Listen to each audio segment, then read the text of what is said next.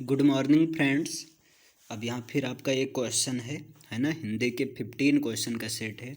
इसमें देखिए पहला क्वेश्चन है, निम्नलिखित में से खड़ी बोली का प्रथम महाकाव्य कौन है, ये बताना है ना।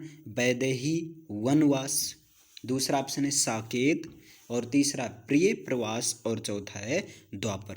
तो इसमें ध्यान दीजिएगा, जो खड़ी बोली का प्रथम महाकाव्य है ये आपका है क्या है, प्रिय प्रवास है। क्या है, प्रिय प्रवास है। अब बात किया जाए प्रिय प्रवास की रचना किसने की, तो प्रिय प्रवास की रचना जो है अवध्या सिंह उपाध्याय हरिऔध के द्वारा ये रची गई है ना। प्रिय प्रवास की जो रचना है, आप ऐसे बोल सिंपल से कह सकते हैं, प्रिय प्रवास अवध्या सिंह उपाध्याय हरिऔध द्वारा जो है रची गई खड़ी बोली का प्रथम महाकाव्य है। तो खड़ी बोली का प्रथम महाकाव्य प्रिय प्रवास है, अवध्या सिंह उपाध्याय हरिऔध द्वारा रची गई है ना। अब अवध्या सिंह उपाध्याय हरिऔध जी की अदर रचनाएं क्या हैं, या इनकी प्रमुख रचनाएं कौन सी हैं, तो वैदेही वनवास है ना। वैदेही वनवास ये अवध्या सिंह उपाध्याय जी की ही रचना है। वैदेही वनवास है, परिजात है, चंदा मामा है ना, चंदा मामा, जागो प्यारे, जन्मभूमि, सरिता। तो अवध्या सिंह उपाध्याय हरिऔध द्वारा जो है रचित अदर मतलब प्रमुख रचनाएं कौन सी हैं, तो अदर प्रमुख रचनाएं हैं वैदेही वनवास, परिजात, चंदा मामा, जागो प्यारे, जन्मभूमि है। क्लियर है ना। आगे चलिए नेक्स्ट। अब यहाँ जैसे बी ऑप्शन है साकेत, तो भाई साकेत रचना किसके द्वारा रची गई है, तो साकेत जो है ये मैथिली शरण गुप्त जी की महाकाव्य रचना है। साकेत जो है मैथिली शरण गुप्त जी की महाकाव्य रचना है, जिसमें उर्मिला के प्रति उपेक्षा भाव को दूर किया गया है ना। और मैथिली शरण गुप्त जी को राष्ट्र कवि की संज्ञा दी गई है। मतलब पूछ लिया जाए राष्ट्र कवि किस कवि को कहते हैं, तो मैथिली शरण गुप्त जी को कहते हैं। तो मैथिली शरण गुप्त जी की अन्य प्रमुख रचनाएं हैं यशोधरा है, पंचवटी, विष्णु प्रिय और साकेत है ना। गुप्त जी की रचनाएं कौन सी हैं, यशोधरा, पंचवटी, विष्णु प्रिय और साकेत। और ये बात की जाए साकेत की, तो मैथिली शरण गुप्त जी के साहित्यिक जीवन की जो अंतिम रचना है वो साकेत है आपका। क्लियर। अच्छा डी ऑप्शन है द्वापर, तो द्वापर रचना जो है, द्वापर नाम की जो रचना जो है मैथिली शरण गुप्त ने ही लिखी है। द्वापर रचना को मैथिली शरण गुप्त ने ही लिखी है ना। जिसमें जो है द्वापर का आरंभ है ना, द्वापर का आरंभ सुदामा को लेकर किया था। मतलब मैथिली शरण गुप्त जी ने द्वापर युग का आरंभ जो है सुदामा को लेकर किया था। क्लियर है ना। इसमें आपका ये क्लियर है। तो खड़ी बोली का प्रथम महाकाव्य कौन है, प्रिय प्रवास है, अवध्या सिंह उपाध्याय हरिऔध जी द्वारा रचित है। वैदेही वनवास ये भी अवध्या सिंह उपाध्याय हरिऔध जी की ही रचना है। साकेत और द्वापर ये मैथिली शरण गुप्त जी की रचना है। और जो साकेत रचना मैथिली शरण गुप्त जी के साहित्यिक जीवन की जो है अंतिम रचना है। क्लियर।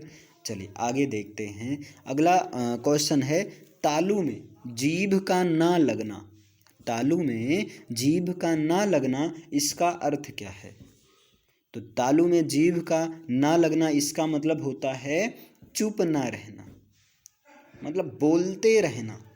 क्लियर है ना। इसका मतलब जो है सी ऑप्शन होगा। भूख से तड़पना ये तो गलत है, प्यास से परेशान होना ये भी गलत है, स्वाद न मिलना ये भी गलत है। इसका जो तालु में जीभ ना लगना इसका मतलब चुप ना रहना, मतलब एकदम लगातार बोला ही जा रहा है। चलिए आगे देखते हैं। गांगेय किसके लिए प्रयुक्त होता है, तो गांगेय जो है भगीरथ के लिए, शिव के लिए, परीक्षित के लिए, भीष्म के लिए। तो गांगेय जो है भीष्म के लिए प्रसिद्ध है। डी ऑप्शन इसका होगा, क्योंकि भीष्म का एक नाम है, ये गांगेय नाम है। भीष्म का नाम जो है गांगेय है। क्यों, ऐसा क्यों हुआ, क्योंकि उनकी माता गंगा और जो है पिता जो है महाराज शांतनु थे।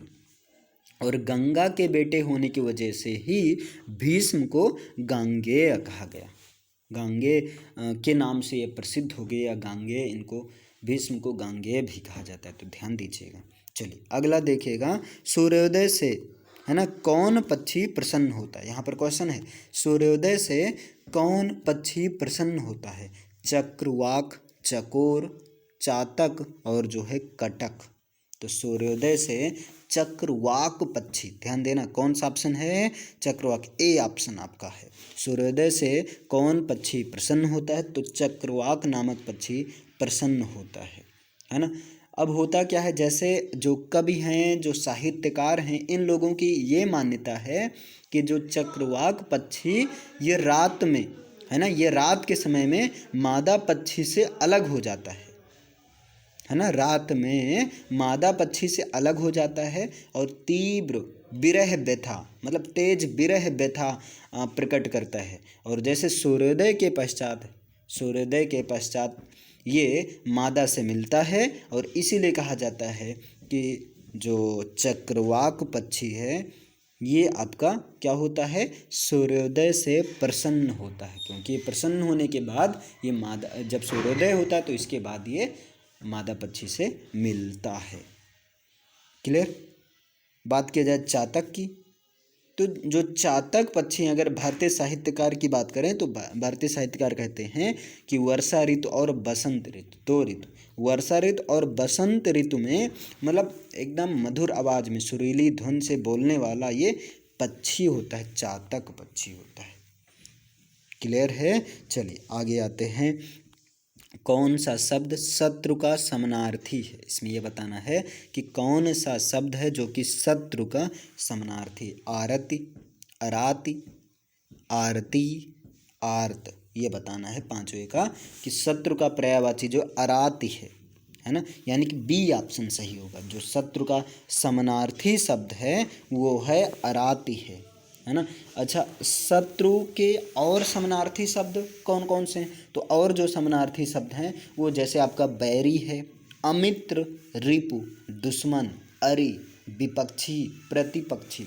शत्रु के अन्य समानार्थी शब्द कौन कौन से हैं, बैरी है, अमित्र है, रिपु, दर्शन, अरि, विपक्षी और प्रतिपक्षी है ना, प्रतिपक्षी है। अच्छा, जो पहला ऑप्शन आप देख रहे होंगे आरती, है ना, तो आरती जो है ये दीन शब्द का समानार्थी है, दीन है ना।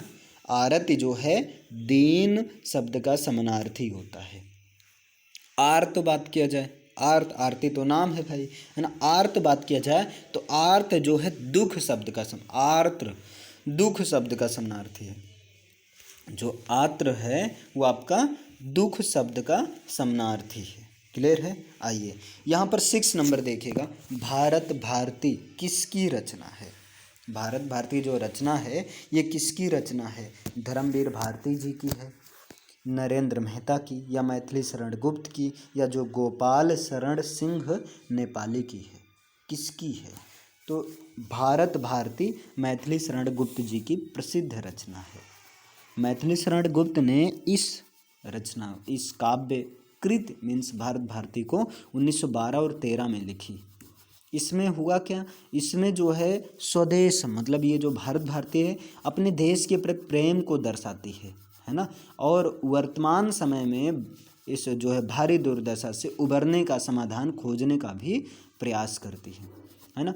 इसी लेखन की वजह से, यानी कि मैथिली शरण गुप्त जी को राष्ट्र कवि कहा जाता है, राष्ट्र कवि की उपाधि दिया गया है। वो भारत भारती के दौरान, भारत भारती लेखन के चलते ही गुप्त जी को राष्ट्र कवि की संज्ञा दी गई है। पूछ लिया जाए राष्ट्र कवि किसे कहते हैं, तो मैथिली शरण गुप्त जी को राष्ट्र कवि भी कहते हैं। क्लियर, बताइए यहाँ तक क्लियर। अब यहाँ पर क्या है, धर्मवीर भारती जी हैं पहले ऑप्शन में। तो धर्मवीर भारती जो हैं इनकी जो रचना की बात किया जाए तो गुनाहों का देवता, इनकी जो रचना है गुनाहों का देवता और सूरज का 7वां घोड़ा, इनकी ये जो उपन्यास रचना है, गुनाहों का देवता और सूरज का 7वां घोड़ा। क्लियर है ना। और इसके साथ में और सारी कई रचनाएं हैं, अब पता ही होगा, जैसे गुलाकी वन्नो, चांद और टूटे हुए लोग, मुर्दों का गांव, है ना, ये सारी चीज़ें। चलिए, गोपाल शरण सिंह नेपाली। तो जो गोपाल शरण सिंह जी की, नेपाली जी की जो रचना है, ये सबसे पहला नंबर तो नेपाली और हिंदी, मतलब हिंदी के साथ में नेपाली में भी कविता करने के लिए प्रसिद्ध है। क्लियर। अब प्रश्न है नेपाली में क्यों प्रसिद्ध है ना, नेपाली में क्यों प्रसिद्ध है। तो यहाँ पर देखो, जब 1962 में युद्ध हुआ था, तो उस समय यानी कि 1962 में चीनी आक्रमण के समय में इन्होंने जो है देशभक्ति रचनाएं भी लिखी, जैसे सावन, कल्पना, नीलिमा, है ना, नवीन कल्पना करो, ये सारी रचनाएं। चलिए आते हैं क्वेश्चन नंबर 7 पर। चिड़िया आकाश में उड़ रही है, इस वाक्य में उड़ रही क्रिया किस प्रकार की है। सकर्मक है कि अकर्मक है, या समापिका है, या जो है असमापिका है। तो इसका कौन सा ऑप्शन होगा। तो यहाँ पर ये कहे क्या, अच्छा सकर्मक अकर्मक, इसमें कौन सा बताएं। तो यहाँ सकर्मक होगा, यहाँ पर क्या होगा, सकर्मक, सॉरी एक मिनट, यहाँ भाई अकर्मक होगा, है ना। चिड़िया वाक्य में उड़ रही है, यहाँ पर अकर्मक होगा। क्लियर। अकर्मक का मतलब क्या हुआ, जिसको कर्म की आवश्यकता ना हो, उसे कहते हैं अकर्मक क्रिया, है ना। वो मतलब बिना कर्म के ही पूरा अर्थ दे। क्लियर। और ये आकाश में, ये आपका कर्म नहीं है, ध्यान देना। क्लियर। चलिए आगे आते हैं। अंधा युग किसकी रचना है। तो अंधा युग गोपेश, धर्मवीर भारती, जयप्रकाश भारती, शैलेश मटियानी। तो अंधा युग ये धर्मवीर भारती जी की रचना है। अंधा युग धर्मवीर भारती जी की रचना है। और धर्मवीर भारती जी की और एक प्रसिद्ध उपन्यास रचना का नाम बता दीजिए। तो वो है गुनाहों का देवता। वो क्या है, गुनाहों का देवता है। क्लियर। चलिए आगे देखते हैं यहाँ पर। चलिए क्वेश्चन 9 नंबर, ये देखिए, आ जाइए 9 नंबर। भूंजी भांग ना होना, इसका अर्थ क्या है। देखिए क्वेश्चन नंबर 9 कह रहा है, क्या कह रहा है, भूंजी भांग न होना, इसका अर्थ होता है दरिद्र होना, निर्धन होना। इसका अर्थ क्या होता है, दरिद्र होना, निर्धन होना, गरीब होना। भूंजी भांग ना होना मतलब निर्धन होना, दरिद्र हो जाना है, गरीब होना। क्लियर। अच्छा पहला ऑप्शन क्या है, नशे में चूर होना। तो नशे में चूर होने का मतलब होता है घमंडी होना। आदमी कहता है ना, नशे में चूर हो गए, दम्भी होना, घमंड में चूर होना है, या दम्भी में चूर होना, है ना, दम्भी हो जाना, घमंडी हो जाना। अगला देखिए, वह चलते चलते रुक गया, इस वाक्य में रेखांकित शब्द क्या है। अव्यय, सर्वनाम, क्रिया, क्रिया विशेषण। वह चलते चलते रुक गया। तो चलते चलते रुक गया, ये जो है आपका क्रिया विशेषण है। ये क्या है, क्रिया विशेषण है। क्लियर।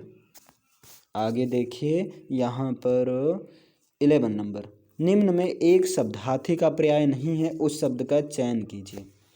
द्विज, द्विरद, तरण, सिंधुर। तो इनमें से कौन जो है हाथी का पर्यायवाची नहीं है ना। तो देखिए द्विज मतलब हाथी होता है, सही है। द्विरद का भी मतलब हाथी होता है। और सिंधुर का, यहाँ तरण जो है हाथी का पर्याय नहीं है। तरण सी ऑप्शन हाथी का पर्याय इसलिए नहीं है क्योंकि तरण का अर्थ होता है सूर्य। तरण का अर्थ होता है सूर्य होता है। और हाथी के पर्यायवाची कौन कौन से हैं। तो हाथी के पर्यायवाची हैं द्विज है ना, द्विज है, द्विरद है, सिंधूर है या सिंधुर है, हस्ती है, गज, करी, है ना, और कुंजर, नाग, दंती, कुंभी, गजेंद्र और वारण है। चलिए आगे। द्रवहु सो दशरथ अजीर बिहारी। द्रवहु सो दशरथ अजीर बिहारी में ये जो रेखांकित शब्द मतलब अजीर है, इसमें अजीर का अर्थ क्या है। इसमें यह बताना है कि अजीर का अर्थ क्या है। क्लियर। तो देखिए अजीर का अर्थ ऑप्शन क्या है, बूढ़ा, अमर, आंगन, ज्वर रहित। तो इसमें अजीर का अर्थ है आंगन होता है। अजीर का अर्थ क्या है? आंगन होता है। अजीर के पर्याय क्या हैं? तो अजीर के जो अन्य पर्यायवाची हैं वो है अंगना, अजीर, है ना, प्रांगण, और जो बगर, मैदान, हवा, ये सब जो हैं अजीर हैं, है ना। जैसे अंगना हुआ, अजीर हुआ, प्रांगण हुआ, बगर हुआ, मैदान, हवा, ये सब अजीर के पर्यायवाची हैं। चलिए आगे आगे देखिए, मुझे किस प्रकार का सर्वनाम है? उत्तम पुरुष, मध्यम पुरुष, अन्य पुरुष, इनमें से कोई नहीं। तो मुझे जो है ये उत्तम पुरुष है। उत्तम पुरुष जिसको इंग्लिश में कहते हैं फर्स्ट पर्सन। क्लियर? अब 3 तरह का होता है। उत्तम पुरुष मतलब बोलने वाला, जैसे मैं और हम। और दूसरा होता है मध्यम पुरुष मतलब सुनने वाला, जैसे तू, तुम या आप। और अन्य पुरुष मतलब जिसके बारे में बात हो, जैसे यह, वे, ये, वो, है ना। आगे देखिए क्वेश्चन नंबर 14। घुड़दौड़ शब्द किन 2 पदों के योग से बना है? तो घुड़दौड़ शब्द किन 2 पदों के योग से बना है? ऑप्शन के घोड़ा धन दौड़, घोड़ धन दौड़, घोड़ धन दौड़, इनमें से कोई नहीं। तो बताइए। तो घुड़दौड़ शब्द जो है घोड़ा और दौड़ से बना है। ए ऑप्शन सही होगा इसमें, है ना। इसमें जो है घोड़ा और दौड़ से बना है। अगला देखिए, अगला यहाँ पर कंधा का समानार्थी है। कंधा का समानार्थी शब्द क्या है? तो यहाँ पर अंश, अंश, अश्रु, अंश। तो यहाँ डी वाला होगा। अंश छोटा सा वाला अंश होगा। अंश मतलब होता है कंधा। अंश मतलब क्या होता है? कंधा। और ये बड़ा सा वाला यानी पहला जो ऑप्शन अंश है, बड़ा सा जिसमें लगा, इसका मतलब होता है भाग या हिस्सा, है ना, भाग या इस हिस्सा। और दूसरा देखो अंशु है, तो अंशु, अंशु का मतलब होता है जैसे किरण होता है, किरण, मरीचि होता है। और अश्रु, तो अश्रु मतलब आंसू का समानार्थी शब्द है। तो इसमें जो कंधा का समानार्थी शब्द सही जो होगा डी ऑप्शन अंश होगा, छोटा सा रहेगा। इतना क्लियर?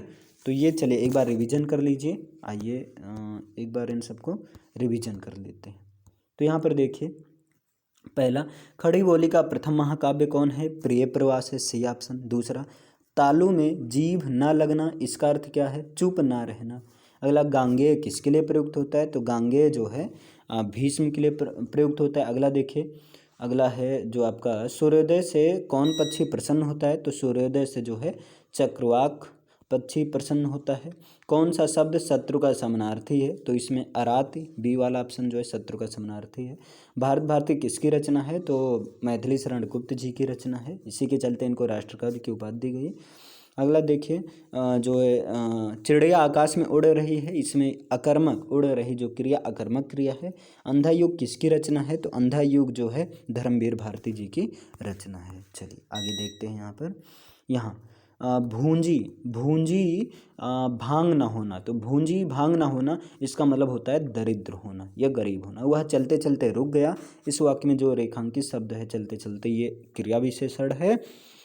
हाथी का पर्याय नहीं है। कौन हाथी का पर्याय नहीं? तो तरण जो है हाथी का पर्याय नहीं, क्योंकि तरण का मतलब होता है सूर्य। अगला जो है द्रबहुसो दशरथ अजीर बिहारी में अजीर का जो मतलब है आंगन होता है। मुझे किस प्रकार का सर्वनाम है? तो उत्तम सर्वनाम है। घोड़दौड़ शब्द किन 2 पदों के योग से बना है? घोड़ा धन दौड़ से बना है। और कौन सा शब्द कंधा का समानार्थी है? तो अंश, ये छोटा सा वाला अंश रहेगा, यानी कि डी ऑप्शन होगा। क्लियर? तो आई होप समझ में आया हो तो देखिए वीडियो को लाइक करिए, शेयर कीजिए, और सब्सक्राइब नहीं किए तो भाई सब्सक्राइब कीजिए। क्लियर? मिलते हैं नेक्स्ट वीडियोज़ में नेक्स्ट क्वेश्चन के साथ।